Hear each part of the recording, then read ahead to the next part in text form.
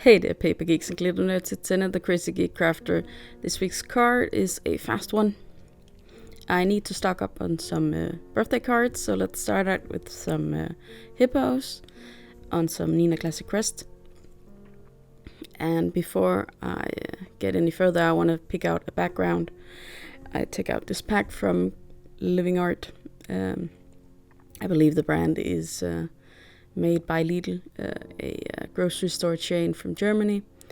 And I'm just going to flip through and see. I want something that can go both adult and child, as well as boy-girl, if there's such a thing anymore. I'm just going to match up with some colors here. So I have them ready for when I have my images stamped.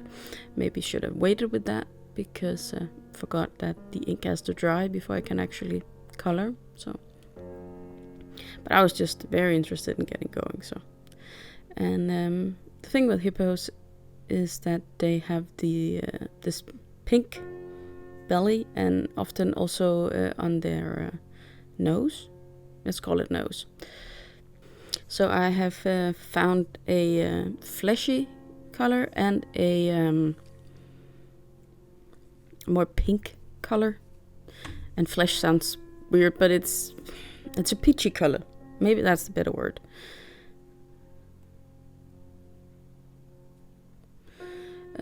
So I'm stamping it out in gray because I want a more subtle outline, but I know from experience that I need to make the eyes black. Otherwise they might disappear in my coloring. So that's what I just did there. I am not going to cut out the strings. I'm just going to stamp them on the card. In hindsight, maybe I should have just cut them out since the background is white. It wouldn't have made much of a difference. And then I could have put the hippo and the balloons on top of the decorative panel instead of underneath. So I'm coloring in the pinks first, and I'm coloring in the inside of the nostrils pink as well.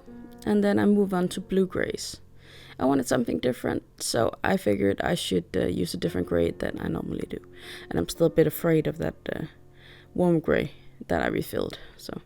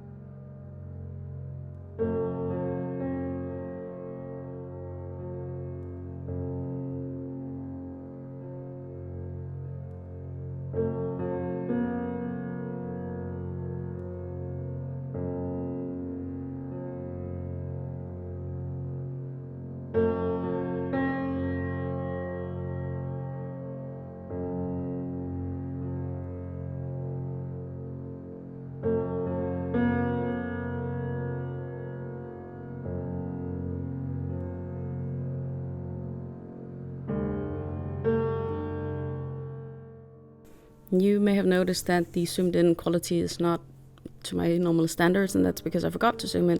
So I did it digitally so you could see the coloring better. But as you can see here, when I zoom in with the camera instead of the editing tool, the picture is much better. So I wasn't aware that the balloons were going to be underneath the panel at this point. That's why I picked the biggest balloon to be yellow, because it's the contrast color that's beside the other two. The other two matches with the paper. In hindsight, it would have been better to color the most visible balloon, which is the smallest one, the yellow color. But alas, I didn't.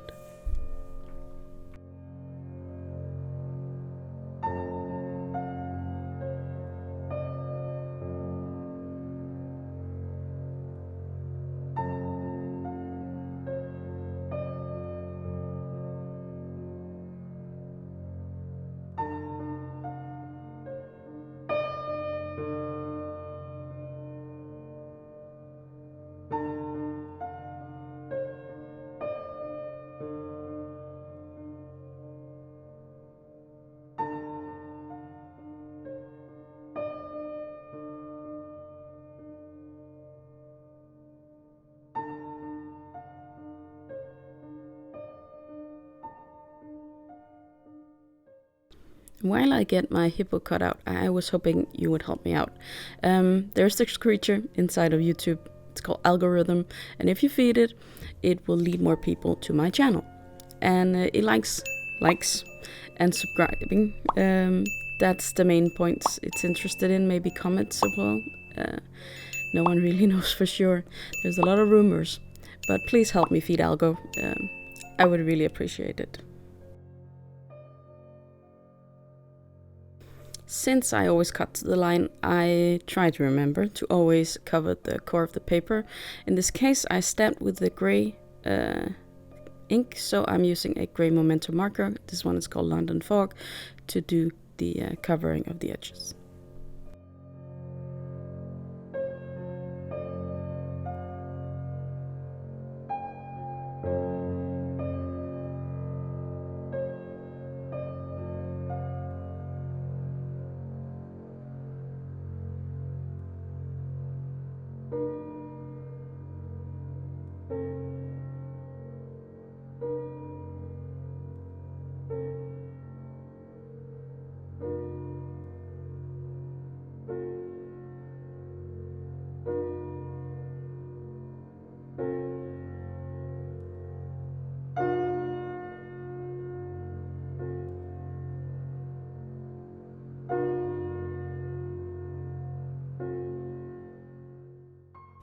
To cut my front panel, I'm using the list in the corner here underneath my protection on the table.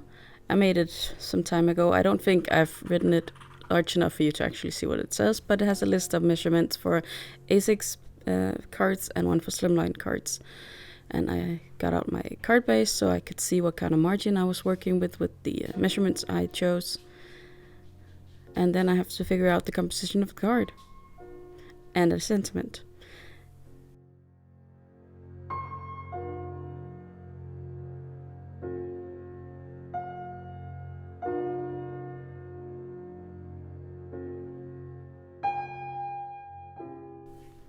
After relocating just about everything on my desk, I'm ready to die cut into this panel. I use these nesting dies. This is seriously one of the best buys in my life. There are a ton of dies, even bigger than my normal card size, which nesting dies are often only made within the scale of a normal card.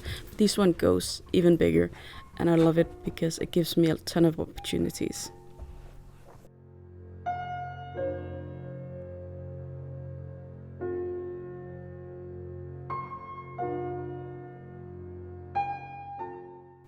I cut out flipping through my die sets, not dice, that too, die sets and my my stamp sets, and I fell for the font on this Mama Elephant stamp. It has a sentiment that says birthday wishes, and it's perfect for what I wanted.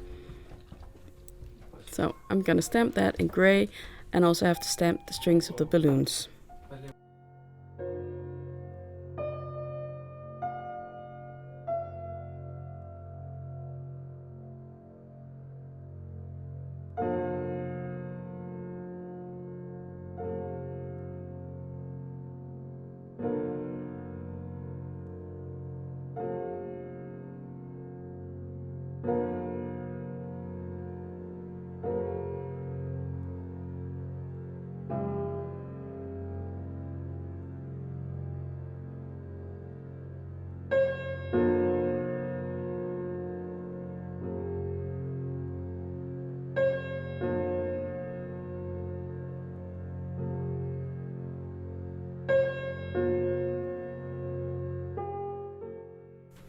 At this point I have realized my mistake with the strings, that I am going to have to cover up my yellow balloon, which is going to be that pop of color on the card, but you will see a bit of it. Not as much as I had intended, of course, but some of it will be visible. That's what happens when you don't plan far enough ahead, I guess. But I will be putting foam tape on the front panel to lift that up a bit, and hopefully that'll be all the dimension the card needs. I say hopefully, of course I know it's not what I intended, but it's still a nice card.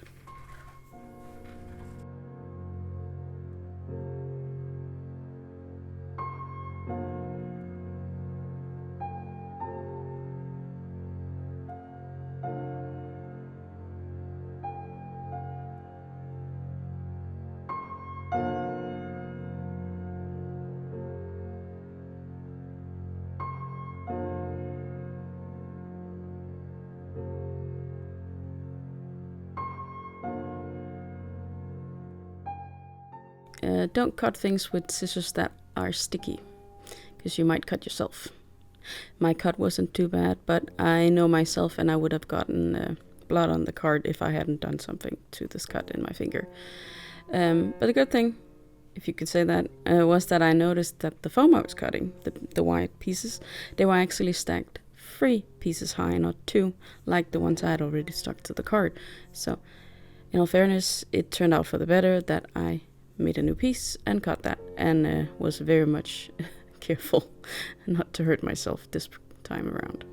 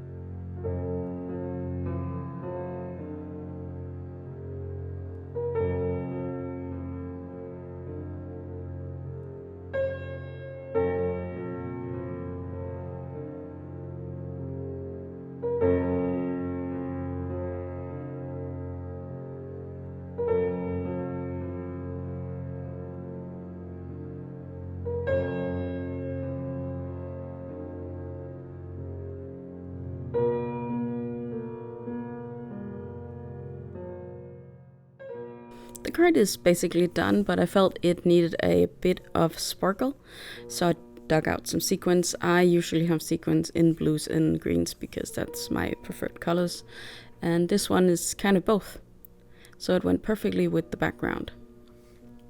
Now, I'm not very good at positioning sequins, so I may have put on too many, but I'm pretty sure I should put them around the happy birthday. That one had too much white space for my liking, and then I figured I should put some in with the hippo as well, and then yeah, it escalated to a lot of sequins. 10 actually in all. But now that I got the sequins in place, this card is actually done. So I hope you liked it, and that you'll be back next week for another one. Until then, I hope you'll be having a good day, evening, or night.